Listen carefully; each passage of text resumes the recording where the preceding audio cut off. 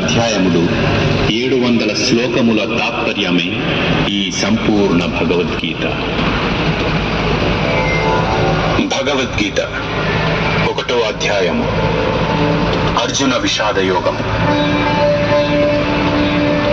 ధృతరాష్ట్రుడు పలికెను, ఓ సంజయ, ధర్మభూమి అయిన కురుక్షేత్రంలో కూడి ఉండి మరియు యుద్ధకాంక్షతో ఉన్న నా పుత్రులు మరియు పాండుపుత్రులు ఏం చేస్తున్నారు?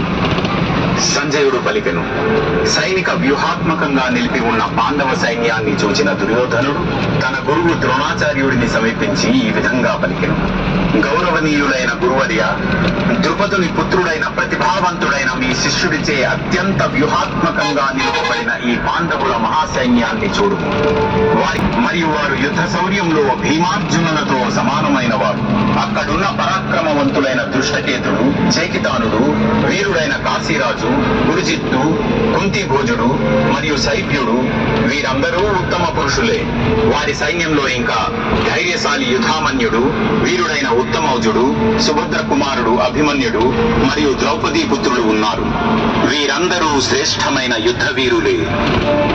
ఓ బ్రాహ్మణోత్తమ, మన పక్షంలో ఉన్న ప్రధాన యోధుల గురించి కూడా వినుము. వీరు నాయకులుగా అత్యంత యోగ్యమైన వారు. మీ ఎరుకకై ఇప్పుడు వీరి గురించి తెలుపుచున్నాను. మీరును, భీష్ముడు, కర్ణుడు, కృపాచార్యుడు, అశ్వత్థామ, వీరందరూ ఎప్పటికీ యుద్ధములో విజయులే. ఇంకా చాలా మంది వీరయోధులు కూడా